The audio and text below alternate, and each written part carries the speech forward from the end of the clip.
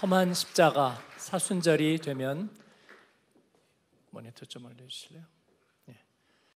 사순절이 되면 언제나 이렇게 가슴에 젖어오는 찬양입니다. 20대 초반에 사순절이 시작될 때, 꽃샘추위가 있을 때, 그 광화문 쪽에서 세문안교회 쪽으로 이렇게 걸어다가 보면 약간 황사도 섞인 아주 매서운 바람이 이렇게 불어오는 사순절의 시작. 그때 세문안교회 앞을 지나면서 이 험한 십자가, 이 말씀이 이렇게 적혀 있는 모습을 볼 때 가슴이 미어지던 기억이 납니다. 저에게 사순절의 기억은 항상 그렇습니다. 새벽기도 자리에서 옆에서 흐느끼는 성도의 기억, 주님이 우리를 그렇게 사랑하시고 살리셨습니다. 귀한 은혜를 감사하고요, 또 그런 찬양을 듣게 돼서 감사하고, 봉헌 찬양도 너무나 감사합니다. 큰 은혜가 되었습니다. 오늘 로마서 3장에 있는 말씀 제목을 같이 한번 읽겠습니다. 돌이킬 수 없는 불행에서 참된 행복으로. 첫 번째 제목은 죄의 해일이 휩쓸고 지나간 자리. 오늘 제목들이 다 수려하네요. 지난주 로마서의 말씀 시작으로 해서 우리 한 주간을 지나면서 이제 오늘 로마서 3장 21절 26절 말씀을 여러분과 나누는데, 그 사이에 뭐가 있었을까요? 로마서 1장 18절부터 3장 18절이 있었습니다. 로마서 1장 18절에서 3장 18절 사이의 내용이 무엇인지 아시나요? 기억나시나요? 한자로만 얘기하면 뭐예요? 어머나, 모르시는 건 아니죠? 큐티하십니까? 한자로 얘기하자면 죄죠, 죄. 다 알고 계시지만 로마서 1장 18절부터 3장 18절까지가 죄의 이야기가 나옵니다. 정말 노도처럼 몰아치는 이야기예요. 그런데 제가 설교의 순서대로 하자면 그 죄에 대한 이야기를 해야 하는데 오늘 건너뛰고 3장 21절로 넘어갔습니다. 이유는 몇 가지가 있는데 죄는, 저는 특히나 그렇습니다. 너무 감정이입이 잘 됩니다. 여러분도 그러실 거라고 생각해요. 그래서 죄에게 감정이입을 하면 죄의 효과가 이렇게 나타납니다. 알코올 중독인 분들이 성찬식 때 조그만 포도주 이만큼에도 다시 요요 현상이 나타날 수도 있다 하는 얘기를 들은 적이 있어요. 그래서 포도 주스를 성찬식 때 쓰기도 하는데, 포도 주스는 포도주는 아니더라고요. 그냥 설탕물 같아서. 그래서 우리가 이제 포도주를 쓰긴 하는데 그런 효과가 있다는 거죠. 몸이 약한 분들이 백신을 맞으면서 그래서 걸려버리는 것을, 폐렴 백신을 맞으면서 폐렴을 걸리는 걸 봤어요. 몸이 아마 약하기 때문이라고 생각되는데, 죄에 대해서도 우리가 감정이입을 해버리면 죄의 영향력이 그대로 이렇게 경험되는 것들을 경험합니다. 그래서 제가 이 죄에 대한 이야기를 신이 나서 얘기하는 것은 옳지 않다, 그런 생각이 들었고, 그래서 이 죄에 대한 얘기를 할 때는 정말 거리를 두고 복음의 빛에서, 그리고 정말 사도적인 권위를 가지고 얘기해야 될 거라고 저는 생각해요. 전에 어떤 주재원 성도가 어느 디아스포라 지역에서, 다른 나라에서 신앙생활을 하면서 6개월 동안 죄에 대한 설교를 들었는데 너무 영적으로 황폐하고 힘들었다는 얘기를 합니다. 아마 그 설교한 목사님에겐 대단히 죄송한 이야기죠. 그 목사님은 분명히 그런 의도로 하지 않았을 거예요.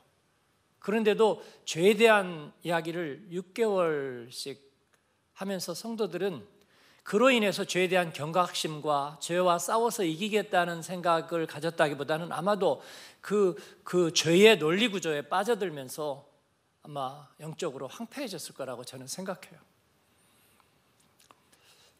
제가 오늘 1장 18절, 3장 18절을 건너뛴 것은 혹시라도 초신자들이 듣고 마음을 닫아버릴까 염려해서는 결코 아닙니다. 우리는 죄에 대해서 그렇게 할 수는 없는 문제입니다.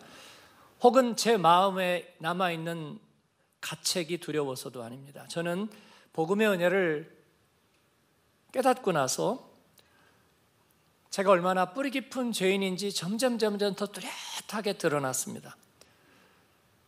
그래서 제가 여러 번 그런 생각을 가졌어요. 한국의 일간지 전면 광고를 내서 내가 얼마나 죄인인지 디테일하게 알리고 싶다는 생각이 든 적도 있었습니다. 만약에 죄의 검사가 있어서 저의 안에 있는 죄의 작은 유혹, 작은 갈등, 작은 불씨, 그리고 작은 행위 하나하나에도 다 고발장을 쓴다면 제가 다 인정해야 될 것입니다. 그냥 대충 넘어갈 수 있는 것은 하나도 없습니다. 1장 18절에서 3장 18절까지 정말 이 추상같이 날카롭게 조금도 숨길 수 없게 들어오는 이 죄에 대한 선포에서 두 가지만 얘기하자면 죄의 특성과 죄의 보편성입니다. 죄의 보편성이란 두 가지로 구별돼서 나옵니다. 유대인과 이방인, 즉 하나님 그리고 하나님을 믿는 종교가 있는 사람들과 아예 그런 것 없는 사람들, 그게 유대인과 이방인으로 대표되는 인류의 두 종류입니다. 그들 모두에게 죄가 동일하게 역사한다는 것을 이 로마서 1장 18절에서 3장 18절이 얘기해 주고 있습니다.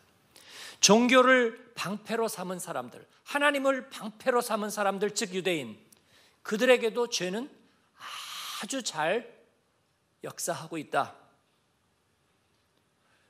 그리고 종교 자체를 무시한 이들, 정말 내키는 대로 살아온 사람들, 그들에게도 죄는 아랑곳하지 않고 동일하게 역사한다는 사실을 얘기해 주고 있습니다. 이것을 세 구절 속에서 말씀드릴 건데요, 공교롭게도 다 23절이에요. 1장 23절, 2장 23절, 3장 23절 한번 보겠습니다. 1장 23절 같이 읽습니다.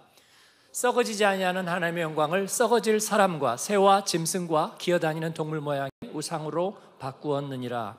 아멘. 이게 누구의 죄를 나타내는 것 같아요? 유대인과 이방인 둘 중에 하나만. 누구? 이방인. 이방 사람이요? 유대인이 아닌 사람들, other people이죠.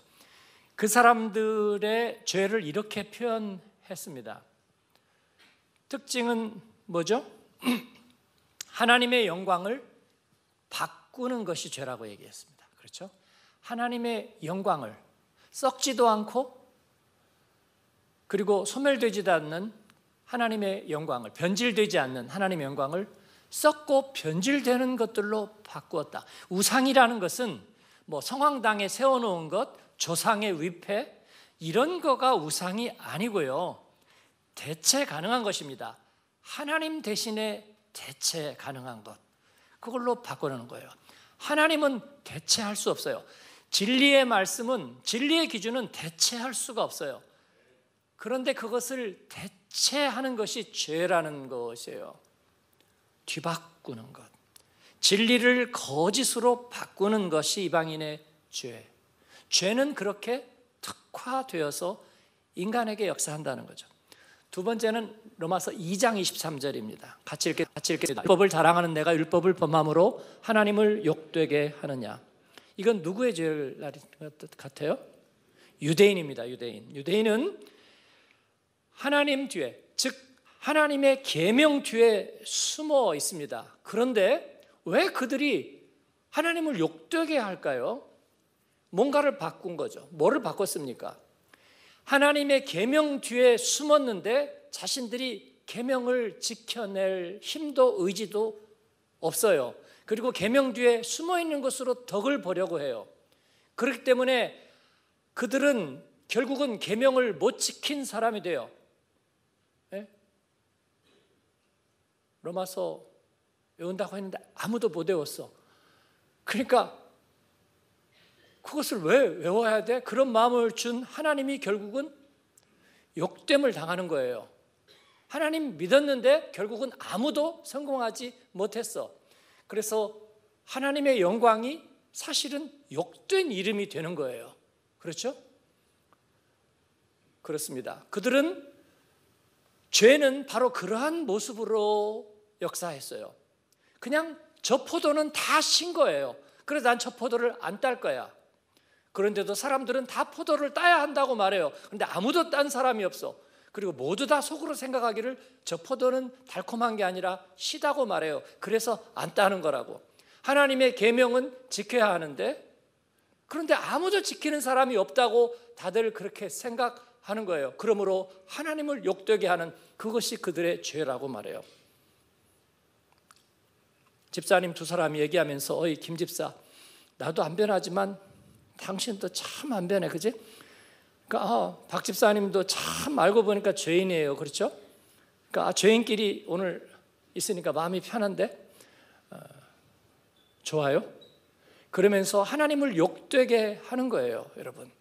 이것이 유대인의 죄입니다. 결론적으로 로마서 3장 23절은 같이 읽습니다. 모든 사람이 죄를 범하였음에 하나님의 영광에 이르지 못하더니. 유대인은 계명의 뒤에 숨어서 모순을 행함으로 하나님의 영광을 욕되게 하는 죄라면 이 두 죄를 합했더니 죄의 운명적 보편성이 드러납니다. 모든 사람이 죄를 범하였으며 하나님의 영광에 이르지 못하더니, 즉 PC에는 PC에 맞는 바이러스가 있고 애플에는 애플에 맞는 바이러스가 있고 사람에게 맞는 죄가 바이러스처럼, 그러면 그거 있으면 어떡하는데? 그런데 그 죄의 속성은 결국은 파괴하는 거죠. 관계를 파괴하고 인간의 생명과 심성을 파괴하고 그 안에 있는 거룩함에 대한 갈망을 파괴하고 모든 것을 모순으로 만들어서 그 자체 안에서 지옥을 경험하게 하는, 결국 죄가 목적하는 바죠. 시스템을 파괴하고 생명을 파괴하고 존엄성과 존귀함과 그리고 모든 가치와 진리의 진리됨을 파괴하는 것이 죄의 목적이죠. 그렇지 않나요? 그런데 그것은 인간에게 특화되어 있고 종교의 껍질과 명분으로는 결코 그 죄의 바이러스를 막을 수 없는, 그런데 그 특징은 뭐라고요? 이것이 유대인이나 이방인이나 보편적이라는 얘기를 제가 드렸고, 또 하나는 특징이 있는데 특징은 바꾸는 거예요. 바꾸는 것. 진리를 바꾸는 것입니다. 그런데 진리를 어떻게 바꿀 수가 있어요? 바꿀 수 없잖아요. 진리라는 건 바꿀 수 없죠. 그런데 죄가 고안해낸 방법은 뭐냐면 어떻게 진리를 바꾸느냐? 반대의 가능성을 상정함으로써 바꾸는 거예요. 또 다른 세계를 만들어내는 거죠. 그렇습니다. 우리가 멀티버스 얘기하면 되게 있어 보이지만 사실은요, 죄의 세계가 먼저 개발해낸 거예요. 하나님의 법을 반대를 상정하면서 그렇지 않다면 이라는 것을 만들어내는 거예요. 이게 죄의 세계예요. 그리고 사람들을 전부 다 그 반대의 가상 공간에다 다 옮겨 놓습니다. 그래서 가정법을 만들어내요. 여러분, 우리는 복음 안에 있습니다. 할렐루야. 그 얘기는 이제 우리는 가정법을 버린다는 것을 뜻해요. 그래서 저는 가정법부터 배웠어요. 인생을 살면서 앞가림해야 되니까, 변명해야 되니까, 뭔가 그렇지 않을 경우에 뭔가가 답을 준비해야 되니까 가정법부터 배웠는데 이제는 가정법을 싫어하고 증오합니다. 왜냐하면 가정법은 죄의 논리이기 때문입니다. 그러니까 문법에서 가정법이라는 것 자체가 필요 없다는 게 아니고, 국어 선생님들 오해하지 마세요. 그게 아니라 우리 인생에서 가정법이 우리를 다른 세계로 인도한다는 뜻이에요. 비틀어 꼬우는 거예요. 바꾸는 거예요. 반어법을 쓰는 거예요. 죄는 우리에게, 만약에 하나님이 계시다면, 하나님이 왜 너희에게 이런 가혹한 명령을 내렸는지, 만약에 하나님이 선하시다면 이런 가정법들을 만들어내므로 진리의 세계를 바꿔놓는 거예요. 하나님의 영광을 떨어뜨리는 것입니다.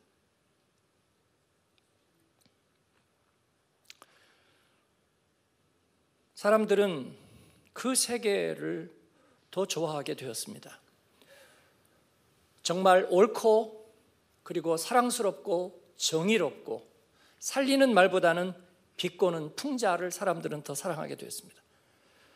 점잖은 말로 심장을 멎게 하는 촌철살인과 같은 말을 사람들은 좋아합니다. 인류는 이런 언어를 발전시켜 왔고 그것을 지성이라고 생각합니다.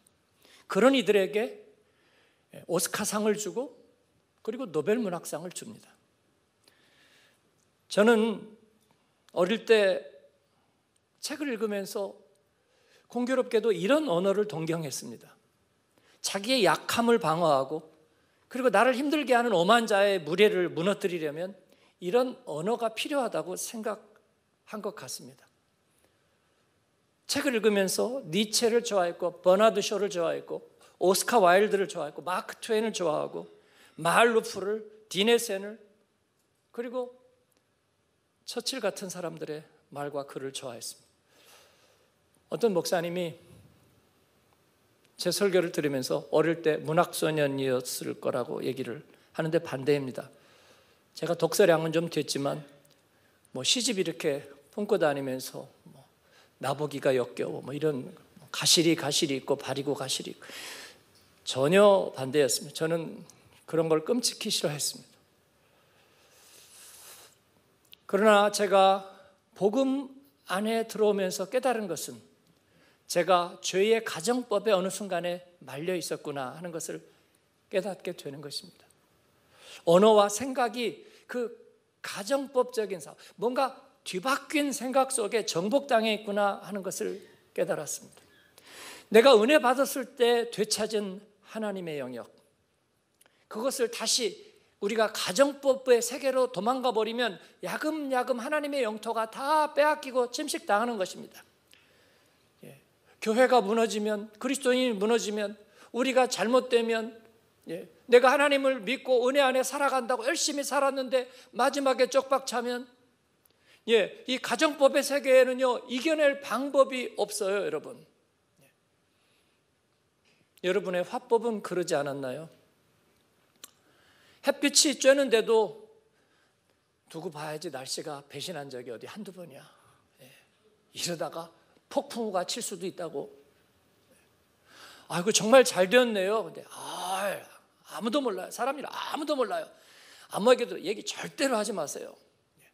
비행기 탈 때마다 얘기하지 않지만 속으로 이게 마지막이라면. 여러분, 이 죄의 논리는 해일과 같습니다. 끊임없이 밀려오고 모든 것을 덮어버립니다.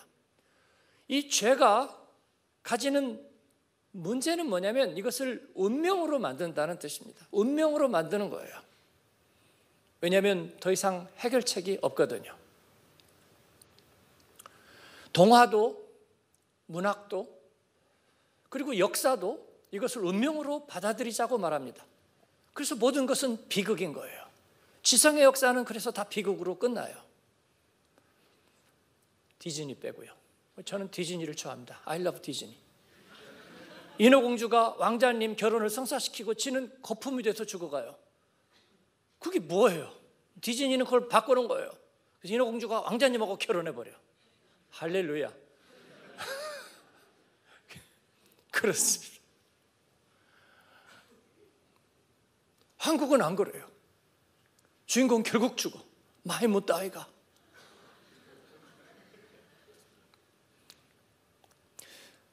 유럽의 중세를 암흑기라고 말합니다. 왜 암흑기일까요? 봉건제도 때문에 사람 위에 사람 있고 사람 아래 사람 있는 봉건제도가 신분사회를 만들었기 때문에 암흑기였다? 그럴 수도 있습니다. 흑사병이 유행했기 때문에 그럴 수도 있습니다. 혹은 종교의 지배가 과학과 학문의 발전을 저해했기 때문에 글쎄요. 그건 저는 그렇게 생각하지 않은데, 네, 여러분, 제 생각은 그렇습니다. 제가 예수를 믿고 복음 안에 산다면 다시 왕정이 찾아온다고 해도 저는 왕을 잘 섬겼을 것 같습니다. 임금님 없습니다. 그랬을 것 같아요. 그러다가 제 목을 치라 그러면 그건 좀 모르겠는데, 네. 신분사회, 공후백자남, 그죠? 공작, 후작, 백작, 자작, 남작, 루드비히 판 베토벤, 폰 카라얀, 오케이, 다 좋아요. 저는 괜찮아요. 이해 없습니다. 괜찮을 것 같아요. 그것 때문은 아니라고 저는 생각해요.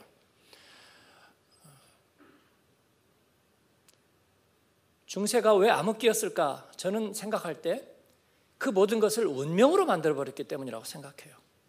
신분의 격차를 넘어설 수 없다고 생각했어요. 왜냐하면 그건 운명이기 때문이에요. 왜 교회가 동네마다 있었는데 왜 그랬을까요? 하나님의 말씀이 라틴어에 갇혀 있었어요. 스피리투스 상티,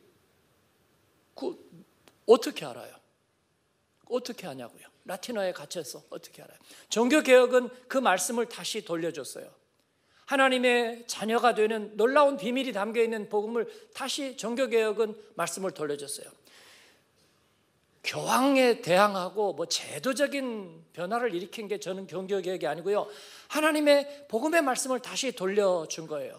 그랬더니 신분의 격차를 운명으로 알고 살아온 사람들 가운데서 갑자기 신분 상승이 일어났어요. 혁명이 아니고 예수 그리스도의 복음을 받아들이고 하나님의 자녀됨을 발견하는 순간 자기의 하나님 앞에서의 존엄성이 깨어나면서 그는 농부 그대로 있지만 그의 존엄성이 일어나면서, 그래서 자본주의가 발흥했다는 것이 막스 베버의 명제 아닙니까?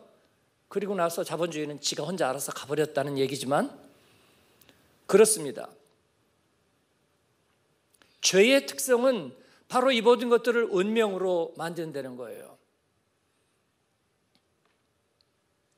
죄의 해일이 휩쓸고 지나간 자리, 모든 것은 운명으로 받아들이는데 그 운명은 악한 운명이라는 거예요, 여러분.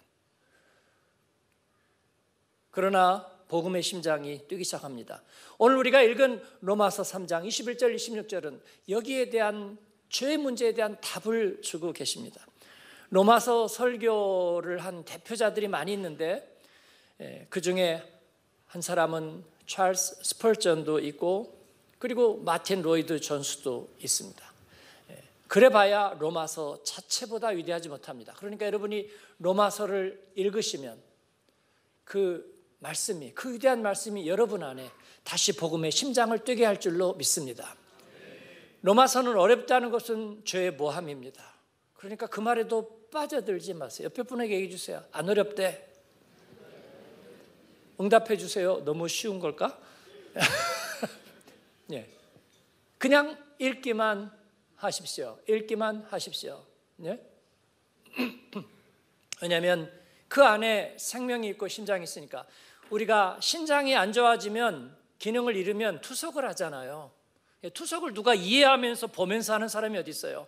그냥 연결시키면 돌면서 걸러주는 거죠. 그렇죠? 로마서 안에 하나님의 생명의 비밀이 있다면 우리가 거기에 접속되면 아마 거기에서 걸러질 거예요. 아무것도 이해 못해도 되느냐고요? 조금 이해해야 되죠. 그러나 그 정도는 우리가 이미 다 알고 있어요. 다 알고 있어요. 여러분, 저의 보증을 믿으십시오. 로마서를 10번씩만 읽으시면 생명의 비밀이, 여러분의 화법이, 여러분의 마음속에 있는 죄의 가정법들이 설 자리를 잃고 하나님의 영역이 회복될 줄로 믿습니다. 그래서 마틴 로이드 존스는 이 3장 21절 26절을 성경의 아크로폴리스라고 불렀어요. 아크로폴리스는 헬라어입니다. 아크로는 높은 혹은 정점에 있는 그런 뜻이고, 폴리스는 도시죠. 아크로폴리스는 높은 도시, 높은 곳에 있는 도시. 그리스의 아테네에 있는 아크로폴리스가 대표적입니다. 그 외에도 높은 곳에 있는 곳은 다 아크로폴리스라고 불렀어요. 그런데 왜 마틴 로이드 존스가 이 로마서 이 부분을 아크로폴리스라고 불렀는지 저는 좀 이해가 있어요. 왜냐하면 아크로폴리스 가보니까 파르테논 신전이 있고 니케 신전이 있고 신전만 있는데 복음의 심장이라고 부르는 것이 더 합당하다고 생각됩니다. 그래서 여러분, 저는 로마서 1장 16장까지 외우기로 선포를 해버렸지만 지금 저 3장까지 외웠어요. 꽤 나갔습니다. 우리 목사님이 1장 4절까지 외울 때 제가 1장 다 외웠고요. 주여. 22일 날 제가 8장까지 암송할 겁니다. 우리 오람 형제하고 같이 또 몇 분이 또 있대요. 그래서 자신 있는 분은 마이크 들고 하고 없는 사람은 뒤에 코러스로 쓸 거예요. 그 중간에 틀려도 지나가고. 그러니까 자신 있게 올라오세요. 저는 8장만 외울 건데 그럼 8장 외울 부분에 딱 올라가세요. 올라와서 그렇게 하시면 되고, 그러지 못한 분들은 오늘 3장 21절에서 26절까지 외우면 됩니다. 왜냐하면 이게 복음의 심장이니까. 그 얘기를 진작하지 하잖아요, 제가. 그래서 이 부분만 딱 외우시면 로마서 전체 외운 것하고 효과가 같다 틀리다? 같다. 아주 같다. 그리고 매주 주간 말씀도, 주간 암송 구절도 외우시면 너무 좋아요. 근데 이것도 저것도 못하겠다 그러면 3장 21절에서 26절까지 이것도 못하겠다는 분은 뭐 어쩔 수 없어요. 다음 기회가 있죠. 찬송가 258장이 제목이 뭐냐면 샘물과 같은 보혈입니다. 샘물과 같은 보혈은 주님의 피로다. 옛날에는 임마누엘 피로다로 돼 있었는데 작사자는 윌리엄 카우퍼라는 사람입니다. 이 사람은 18세기에 살았죠. 이 곡을 1771년에 썼으니까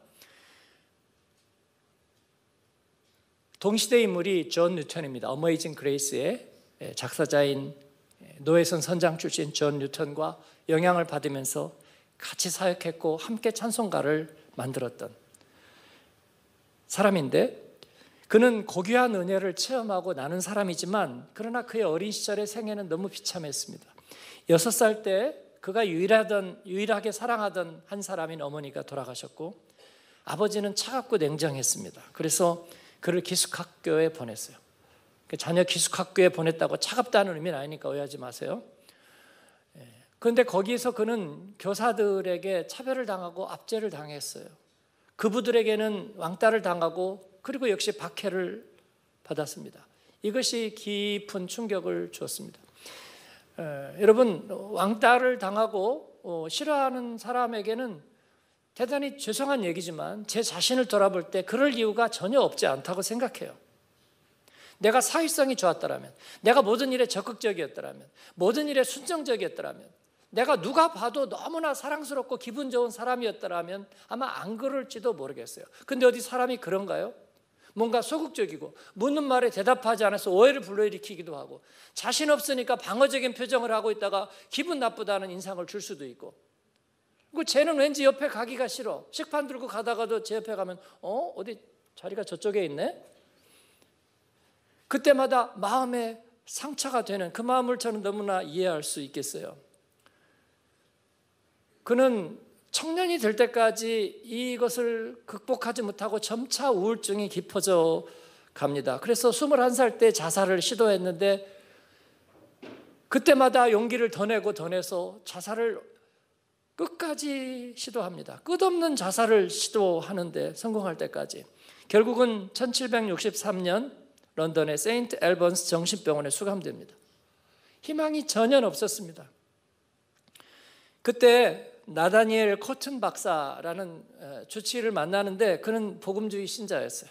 아마 정신과 의사로서 아마 이 깊은 우울증에 약이 더 이상 없다는 것을 아마 알았을 거예요. 그는 복음으로밖에는 치유될 수 없다는 걸 알고 복음을 전했습니다. 여러분, 우울증 환자나 정신적인 심리적인 질병을 가지고 있는 사람들의 특징은 대단히 머리가 좋다는 것입니다. 대단히 머리가 좋고 명민합니다. 그래서 자신의 문제도 아주 잘 알고 있습니다. 우울증 환자들이 종종 그렇듯이 나도 다 알아요. 복음에 대해서 나도 다 들었어요. 그러나 나에게는 소용이 없습니다. 쓸데없는 짓 하지 마세요. 이 카우퍼도 역시 그랬습니다. 이 코튼 박사는 그래도 성경을 그에게 남겨두고 갔어요. 그래서 이 카우프가 어느 날 성경을 엽니다. 실수했어요. 이거 성경 열면 안 돼요. 이게 큰일 나는 거예요. 그런데 성경을 열었는데 요한복음 11장을 읽게 됐습니다. 나사로가 무덤에서 일어나는 이야기예요. 예수님의 부활의 능력, 이것을 자기가 경험하고 싶다는, 나도 살고 싶어요, 나도 일어나고 싶어요, 그런 마음이 갑자기 그 말씀을 읽으면서 들었습니다.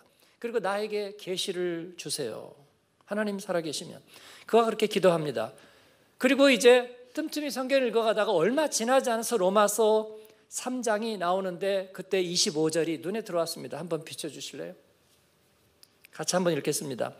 이 예수를 하나님이 그의 피로써 믿음으로 말미암는 화목제물로 세우셨으니 이는 하나님께서 길이 참으시는 중에 전에 지은 죄를 간과하심으로 자기의 의로우심을 나타내려 하심이니. 아멘.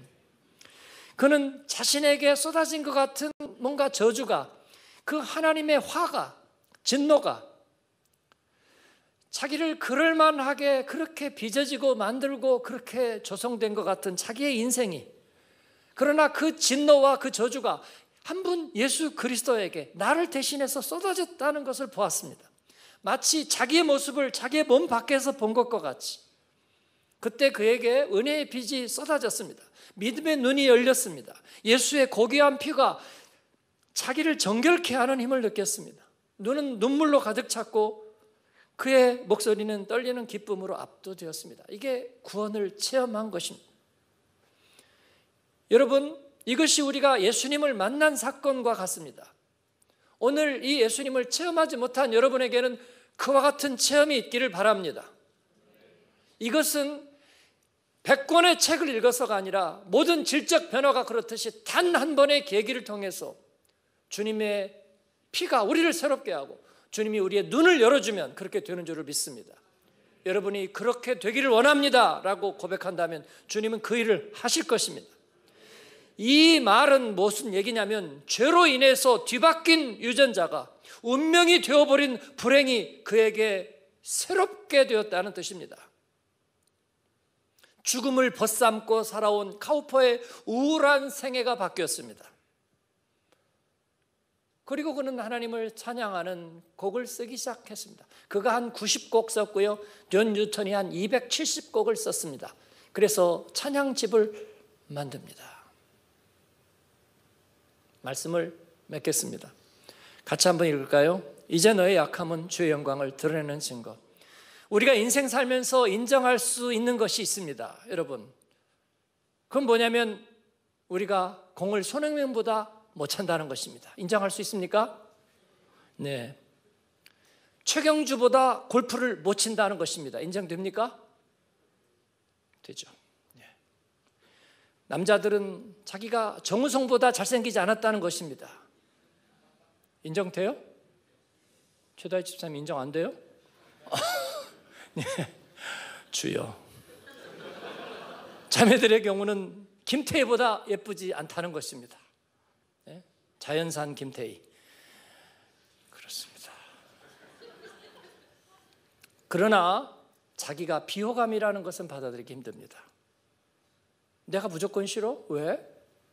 네가 뭔데? 그죠? 네. 그렇습니다. 자기가 모빙의 대상이라는 사실은 받아들일 수 없습니다. 그래서 그렇게 복수 드라마들이 난리를 치는 것입니다. 예. 우리 복음의 사람들은 복수 드라마 보지 않습니다. 아멘을 안 하네. 그 재밌는 걸, 그 대리만족을 왜 안 하느냐고요? 보지 않습니다. 몽테크리스토 백작이 마지막이었습니다. 우리가 받아들일 수 없는 것은 내가 근본이 선하지 않다는 것, 내 근본이 선하지 않고 악하다는 것, 여러분 그것은 너무 충격입니다. 그건 받아들일 수가 없습니다. 근본적으로 우리가 잘못됐다는 것, 그것은 받아들일 수 없는, 그래서 저항하고 반역하는 것입니다. 이것이 인생의 비극입니다. 그러나 예수님의 십자가 앞에서 우리는 이것을 깨달았습니다. 그리고 받아들였습니다. 시인했습니다. 보소서 주여 내 안에 선한 것이 없나이다. 그 대신에 흠 없으신 그가 나의 죄물과 나의 죄과를 순순히 받아들이셨습니다. 그리고 해결해 주셨어요. 내 밖에서 나의 문제를 해결하셨습니다. 그래서 나는 그 모습을 보면서 이를 받아들일 수가 있게 됐습니다.